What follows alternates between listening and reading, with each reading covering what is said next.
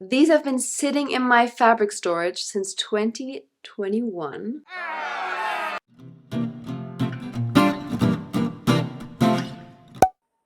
Let me paint you a picture. It's 2021. COVID is ruling the world. I'm doing an internship and all I want to do is sew, but I have to work for that internship. And then up on my feed, which was peak in COVID times, comes the strawberry dress. And I am immediately obsessed. And by fabric, not the strawberry fabric, because my skin color does not allow me to wear that color because I will literally look like a burnt shrimp. So I bought blue fabric. And then I got scared because I realized I don't have the skills to do that. I think I could have definitely done a good job. Like, it would have been fine. And now it's 2024. I know the strawberry dress has come and gone, but it's time. It's time for me to also make my version of the dress. We have this gorgeous fabric with gorgeous, gorgeous daisies. We have just normal tulle for under it, almost the same color. It's called micro tulle. It's like pretty flowy, which is nice. And we have just some cotton for the underlayer. I think I should have gone with something with a stretch so that I don't have to do darts, but this is all we have because 2020 we made the decision, so thanks. As always, we are starting with the skirt because that is the least scary part, and then I have an idea of how much fabric I have left for the top. So I took my waist measurement and decided how long I want it to be. 63 for me. Why am I so white? I literally... Stop. You're doing me wrong. I literally look like a ghost.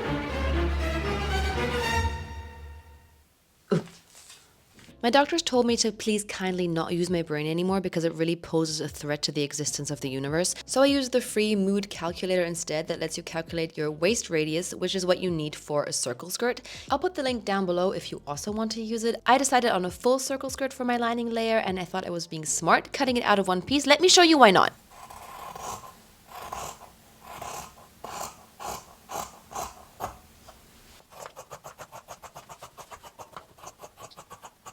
So once you've finished cutting out your circle skirt, you should have something that looks like this, an exact quarter of a full circle, and then you fold it open.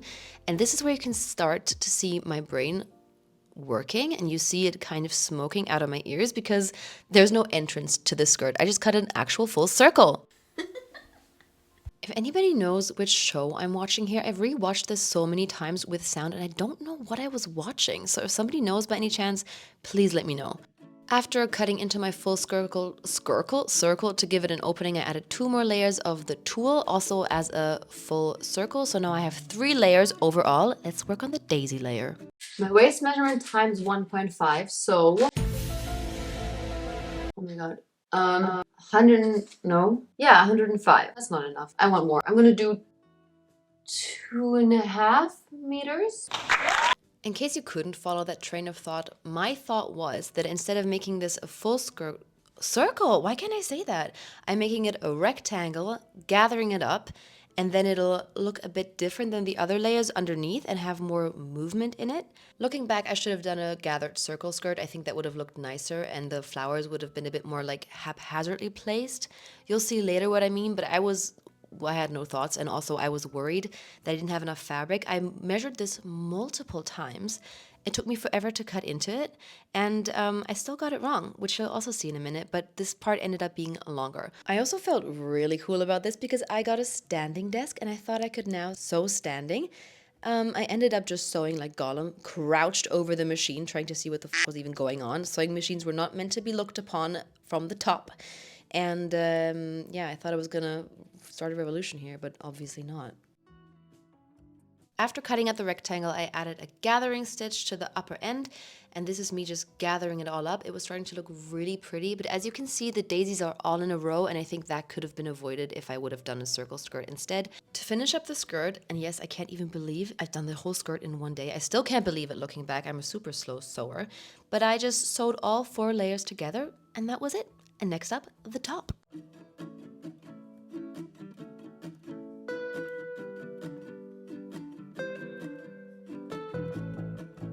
Day 2. We finished the skirt yesterday.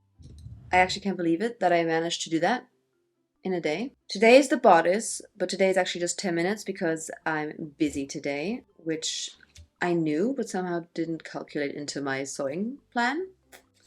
But I found my bodice block that I made using this book. I love this book. I've used it so many times.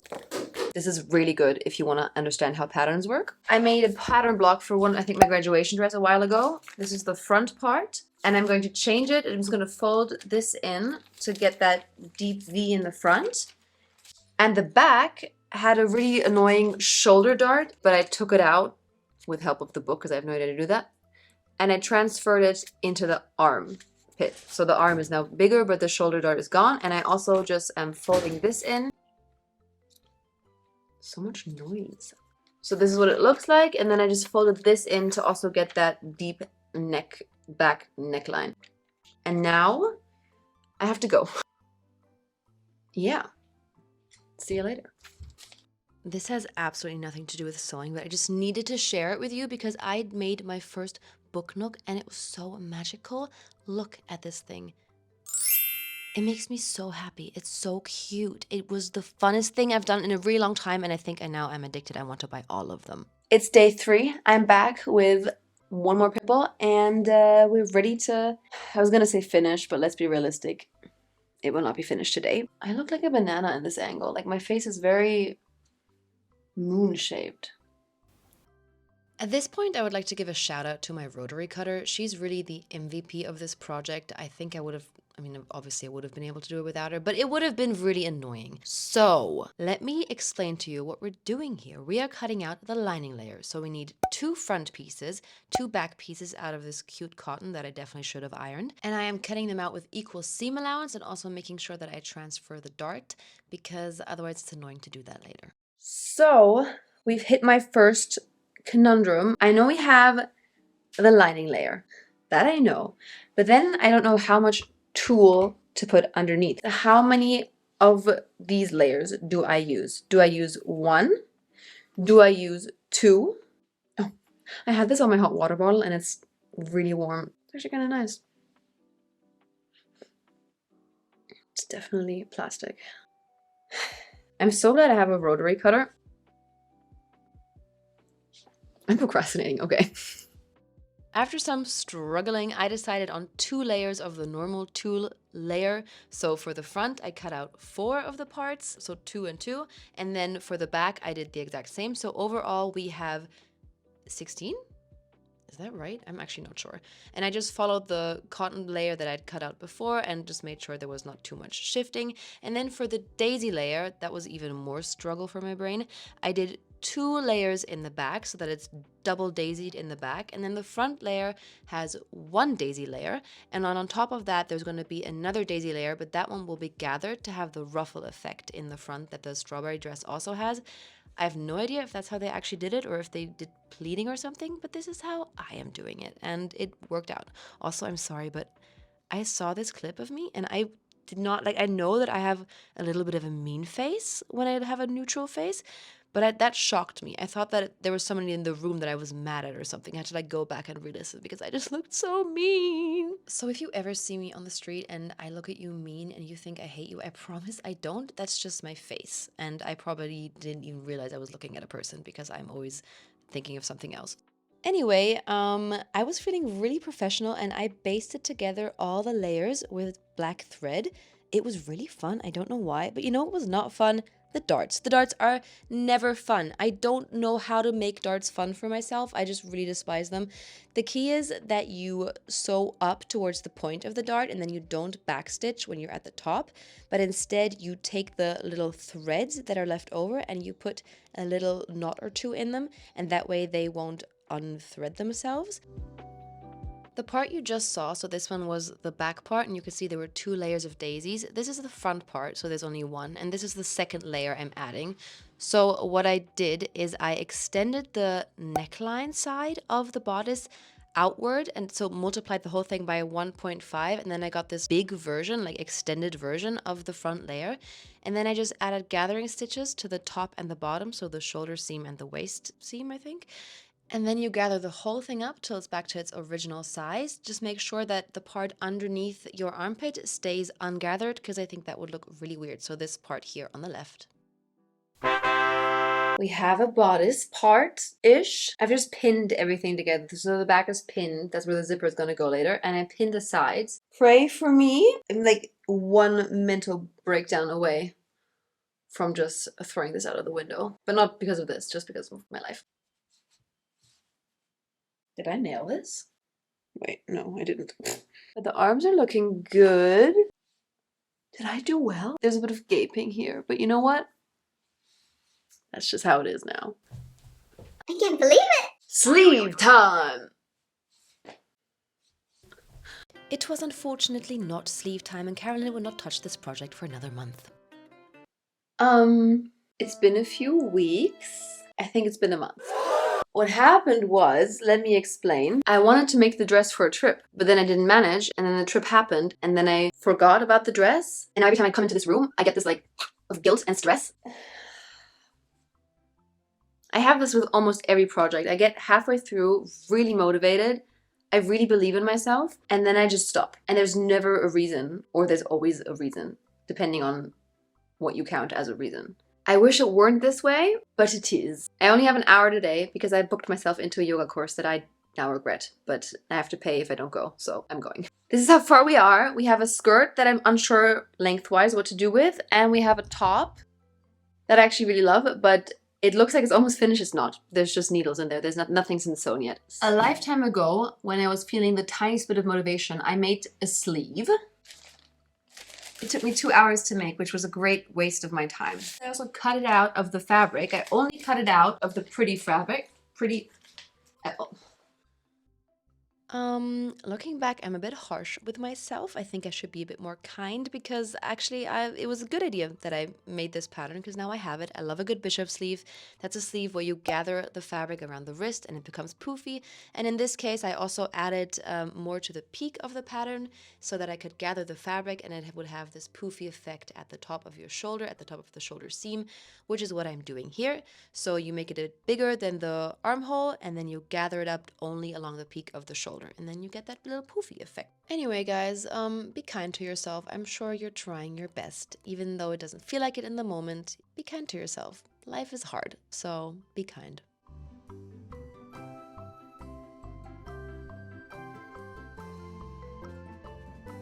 Ladies and gentlemen, I present to you one of the reasons I procrastinated this project for so long. I was scared of the little bloop puff sleeve. Here she is. 1 month worth of procrastinating because of something that took me 10 minutes, maybe even less. Will I learn from this?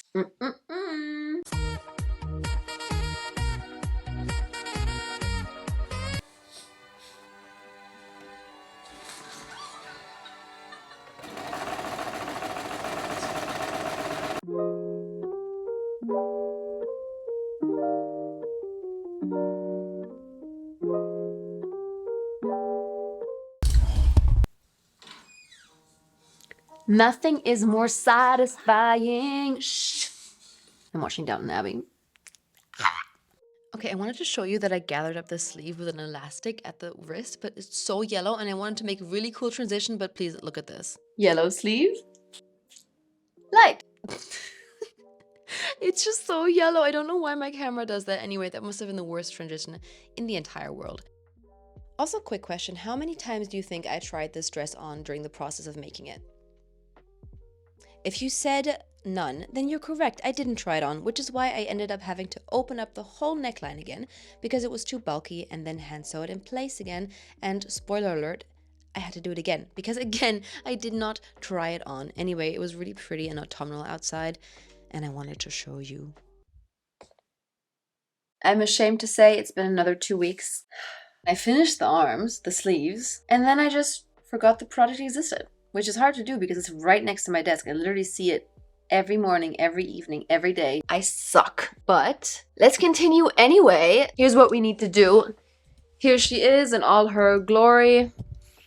Next step is actually attaching this gorgeous, gorgeous skirt to this gorgeous, gorgeous top because they're not actually attached yet. And I think then we're gonna do the little cute ties and then we're gonna actually figure out what to do with this. I actually wanted this length, but like layers beneath are much shorter. And I don't know what to do about that and I don't want to think about it right now. Let's do it. I don't know why I'm like this. I actually enjoy sewing. It doesn't feel like it in my videos, but I really like sewing.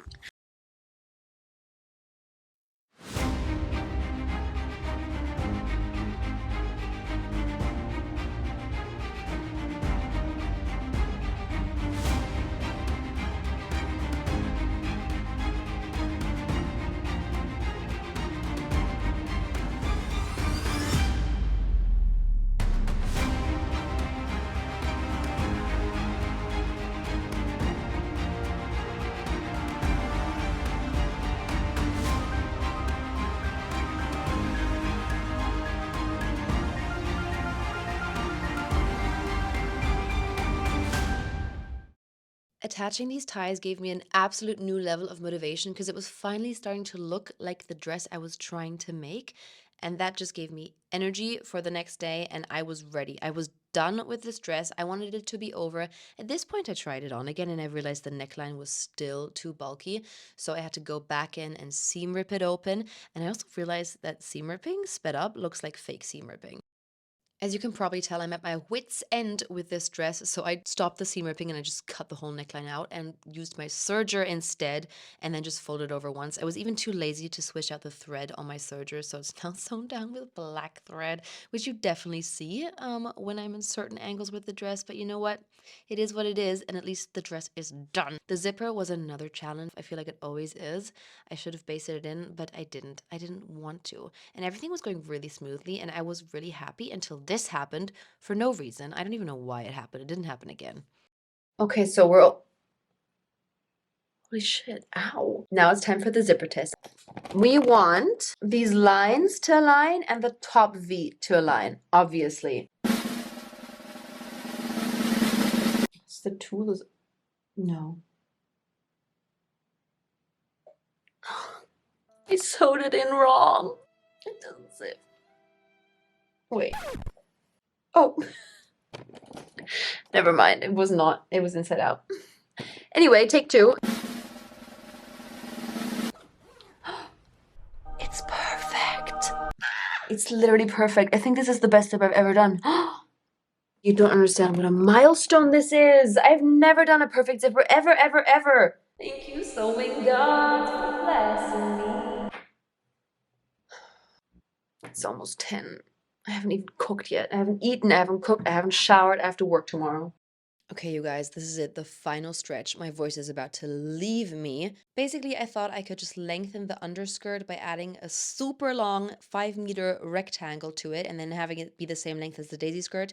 I did that. It looked really bad. Turns out you can't attach a rectangle to a circle skirt. So I had to take it all off again and I ended up just cutting off the daisy layer. And you know what? It's actually better this way. So, yay.